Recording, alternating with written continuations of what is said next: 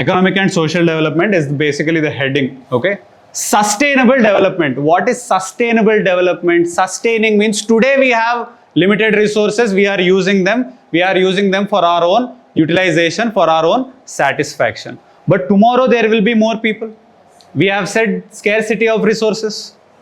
So when resources are scarce, wants are unlimited, tomorrow there will be more wants coming in. How do we secure these resources for the future wants? Utilization of today's resources in a way to not distract or to not disrupt tomorrow's supply. Write it down. Utilizing today's resources,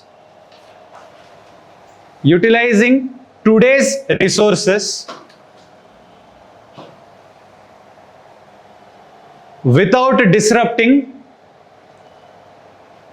tomorrow's supply.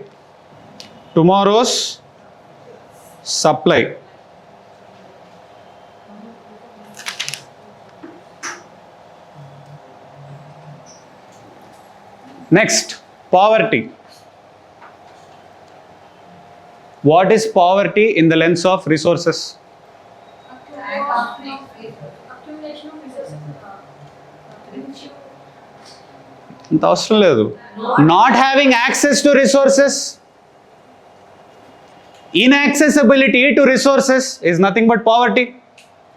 Lack of access to resources.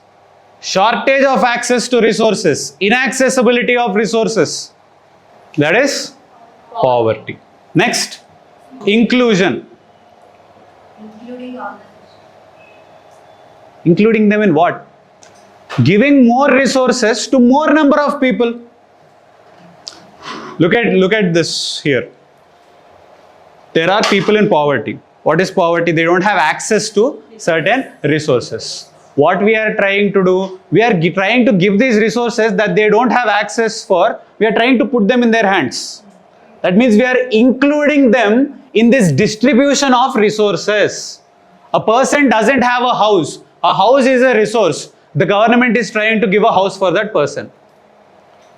Okay. Poor person doesn't have money to start a business or to have sustainability for himself to live. They don't have money. What is the government doing? They are giving money. They are giving freebies. They are giving government schemes for him to employ himself so that he can get a job, get money out of that job. Okay. So giving more resources for people who don't have them. That is nothing but inclusion.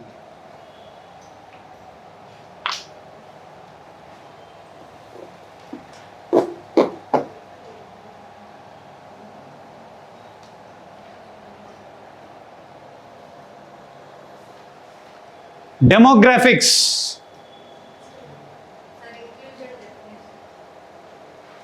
Including more number of people. Including more number of people in distribution of resources.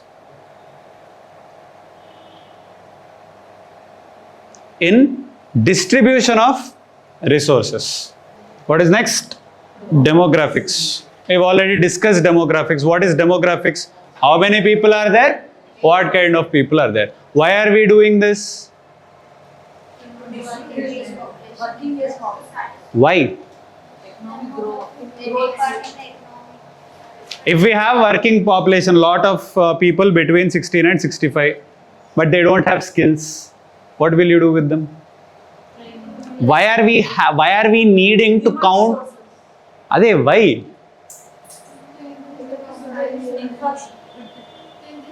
Human needs. To satisfy the needs. Everything will boil down to how resources are being utilized for maximum utilization, for maximum satisfaction. Why are we wanting demographic dividend? So that we can infuse skills in these demographic dividend. We will put these people to work the resources that we have so that maximum utilization is extracted from these resources. Let's say there are more men in one particular country than women. In the working population, more amount of population are men than women. Let's say this country has a system that is economically more dependent on prostitution. There are countries like this, right? This country is majorly depending on one economic activity, that is prostitution. But men are more in population than women. Can they get the maximum dividend out of this demographic distribution? No. Thailand is there.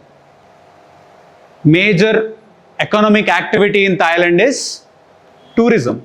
The tourism happens because of prostitution and marijuana being legal in the country. Okay. So as a country, for them to be having maximum economic progress, they need more women demography than men. Now counter that with another country that has a lot of mines in their country. Lot of mines. For you to work the mines, for you to extract coal or iron or whatever from that mines, it's a dangerous activity. Usually governments will not want women to work in dangerous places.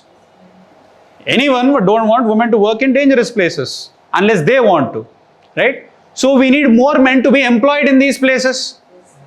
In that place, if same kind of demographic is there as with respect to the first example, then it is useful. More men than women. So in country 1, more men are there, women are less, but the economic activity there is dependent on women. In the second example, more men are there, less women are there, economic activity is dependent on men. Okay. So depending on the resource that is there in that particular country or that particular state, you need your demographic in that particular manner. You need more men or more women. One more thing. Men are there, women are also there. But in this country, the country is being a little bit backward. They are not employing women in workplaces. They are not employing women in workplaces. They are not preferring women in workplaces. Or if they employ women, they are paying less to the women. Is the demographic being properly utilized there? Okay. So with respect to demographics, what we have to learn in the syllabus is how many people are there? What is the distribution? Is this distribution being utilized by this economy? So how can we put in words with respect to resources and demographics? We are basically looking at producers of resources as well as consumers of resources. That is what we are studying in demographics. We can include inclusion in demographics. We can combine them.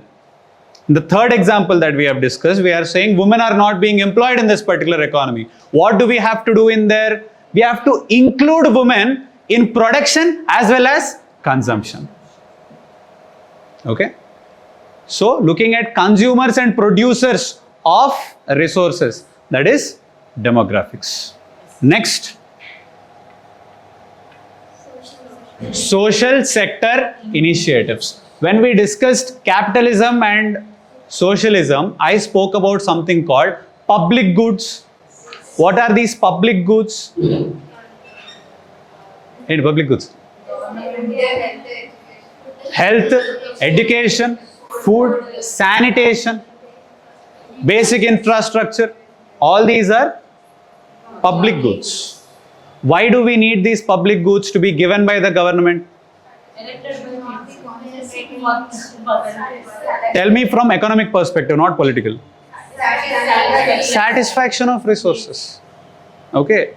When the resources are given to these people in the form of public goods, when their needs are satisfied, they can be utilized as human resources. Which is why social sector initiatives are important. What do social sector initiatives pertain to? Giving resources to people. To do what? Access to resources. అదే end result ఏంటి? Last ఏమంటుంది తర్వాత? They can be utilized as human resources. Development of human resources. Look at the free bus scheme. Why are women given free transportation through buses. Development of human. Employment. డైరెక్ట్గా వెళ్ళిపోకూడదు, step by step. No, to support what? Money they don't have, yes. Who is this scheme majorly benefiting? Which kind of women? Poor women, working women. If they don't have to worry about transportation to their offices, if though they don't have to put more money into transportation, more women can get to work. More women can get to schools and educational institutions. That means you are doing what? You are including more women in the workforce and in educational sector. Okay, so you are developing human resources through your social sector initiatives. You are creating employment to people. Okay, that means you are giving resources to people. Thereby they can create demand in the economy. If I have money with me, if I have a job and I have consistent amount of money coming to me, I will keep buying more goods and services from the economy. The more people buy goods and services, more demand will be created, more money will be circulated, more supply will be given, more demand again, production, distribution, consumption, demand, production again. To keep the economic cycle running, we have to improve all kinds of resources. One of them is human resources, and that happens through social sector initiatives.